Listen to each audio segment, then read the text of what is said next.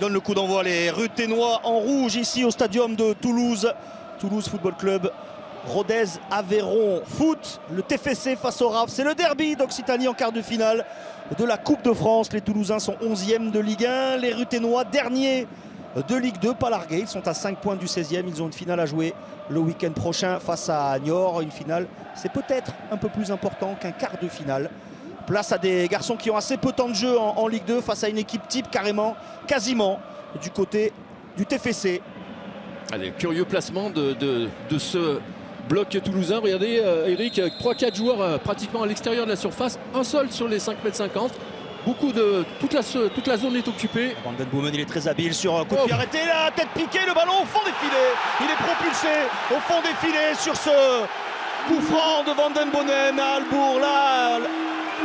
Abourlal qui vient mettre ce ballon au fond des filets de Seki qui n'a pas pu sortir. Il y a une remise. Ah oui, il est d'abord touché ce ballon. Il ne lui vient pas directement à Bouklal sur le pied. Mais vous avez vu, je vous parlais du placement des Toulousains juste avant que le coup franc ne soit frappé. Regardez, donc ça va créer une panique terrible dans la surface. Il y a d'abord un coup de tête, il la touche, c'est qui c'est lui qui la sort au départ là sur cette tête. C'est Nicolaisen qui avait placé sa tête. Dessler. Là, il va falloir que les Ruthénois se souviennent qu'ils étaient menés 2-0 contre Monaco. La montée de Dessler, le centre du Danois et le ballon qui traîne, le doublé pour les Toulousains. Van den Boomen, auteur du coup franc qui avait créé le danger sur le premier but, de but en quelques minutes. Et le TFC se détache déjà dans ce quart de finale avec le but d'Abourlal et le deuxième de Van den Boomen. Et de nouveau, ça c'est venu encore une fois d'un centre sur le côté, ce côté gauche de la défense de Rodez qui n'arrive pas à contrôler les montées et les dédoublements de Dessler notamment, avec ce centre en retrait qui est aussi encore une fois un peu cafouillé. Il faut réagir, les Ruthénois n'avaient pas grand chose à perdre dans ce quart de finale, mais après 9 minutes ils sont déjà menés 2-0, pas de hors-jeu là pour Theus Dallinga, le néerlandais. Theus Dallinga dans un angle fermé, il va frapper quand même.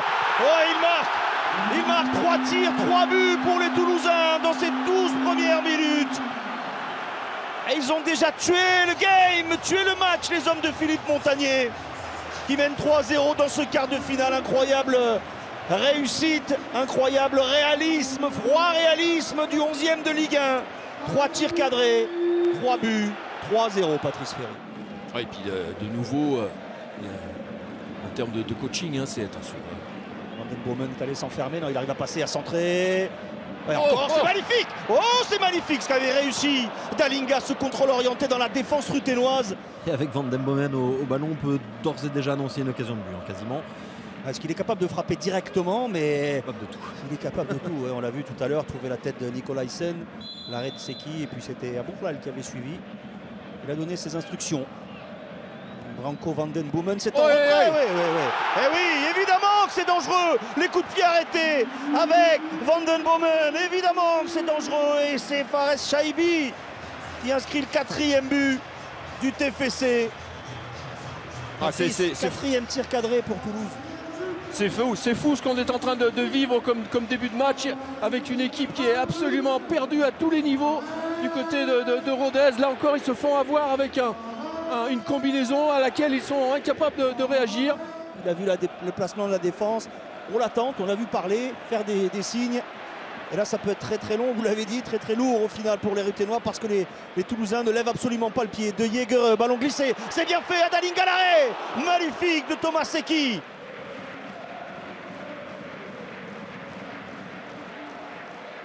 Alors, ce sont deux équipes qui s'étaient déjà rencontrées en coupe en 72, saison 71-72, avec un score rare, 9-0 pour le TEF. Ça n'arrive jamais. Non, ça n'arrive jamais. En quelle année? 72. Alors c'était l'US Toulouse. C'était l'US Toulouse, l'ancêtre. C'est ça. Du TEF. Il n'y a pas de hors-jeu pour Abourlal. Abourlal, la parade, main ferme. Encore décisif. Thomas Seki. Oui, je vous ai coupé tout à l'heure. Ballon perdu encore par Chougrani. Avec Dallinga qui croise trop. Ça frappe des ballons bêtement rendus à l'adversaire. Des sautes de concentration. Vous vous en souvenez, Patrice, 1991, non, sorti par une équipe qui avait brillé en 1991 sur la scène internationale, une équipe française évidemment, l'Olympique de Marseille. Ils avaient été éliminés au Vélodrome Et l'arrêt encore de Seki. Il faut la chercher au ras du sol. Sur cette tentative, il est dépité, Thomas Seki.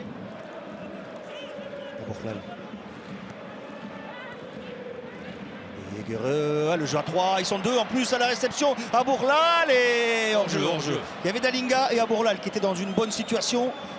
Ouais, pour les deux, ce ballon était utilisable, aussi bien pour l'un que pour l'autre. L'un pied gauche, ce qu'a tenté de faire Abourlal. Oh là là. Encore un bon ballon en Chaibi, le centre en retrait, la parade, elle est impossible sur cette frappe surpuissante de Suazo. Mais là, il ne pouvait rien faire, Thomas Seki, 5-0. C'est allé trop vite pour le Chilien. Gabriel Suazo, quelle frappe! Et encore, quel jeu collectif incroyable et la solution trouvée dans la profondeur, dans la surface adverse. Vous allez voir de quoi ça part, Eric. Ça part de nouveau d'une perte de balle extrêmement facile, regardez. Et la frappe et l'arrêt de Seki sur ce ballon. Le dédoublement, Suazo. Ouais, la fixation, le Chilien, instantanément, c'est bien fait. Siro en retrait pour Spearings. De Jaeger se remet dans le sens du but. Un petit ballon, le penalty ou pas? Oui. Oui, évidemment. Évidemment, parce que l'appel était bon, la passe également. Et ils se font piéger. Les défenseurs ruténois, Serge Philippe, Ro, Yao, mystifiés par ce contrôle orienté, encore cette prise de balle parfaite. Ouais, mais ce qui est fou quand même, c'est d'arriver et de reproduire ce qu'on a vu. On est à la 49e minute, Eric. Face à Toys, Dalinga qui avait réussi un doublé dans cette épopée Coupe de France lors du premier tour face à Lannion, un club de National 3. Il est face à Seki et le contre-pied est parfaitement exécuté. C'est un buteur à sang-froid. Toys, Dalinga, 6-0 pour le Toulouse Football Club face à Rodez dans ce quart de finale. Le dernier qu'ils avaient disputé en 2020-2021, ils avaient été éliminés par les amateurs de Rumilly-Vallière. 2-0 les Toulousains. Au-dessus cette tête. Pour une fois, ce sont les Toulousains qui n'ont pas été vigilants.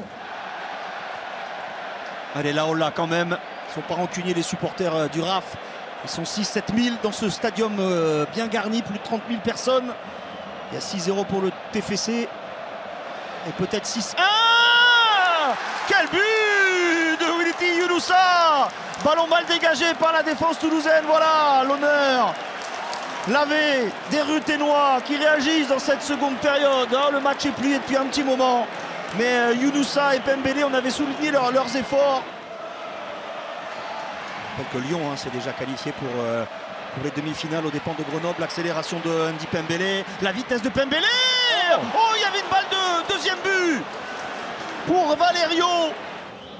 Compliqué pour Valerio et monsieur Jérémy Pignard qui siffle la fin de cette rencontre, ce quart de finale dominé de la tête et des épaules par le Toulouse Football Club qui s'impose 6-1.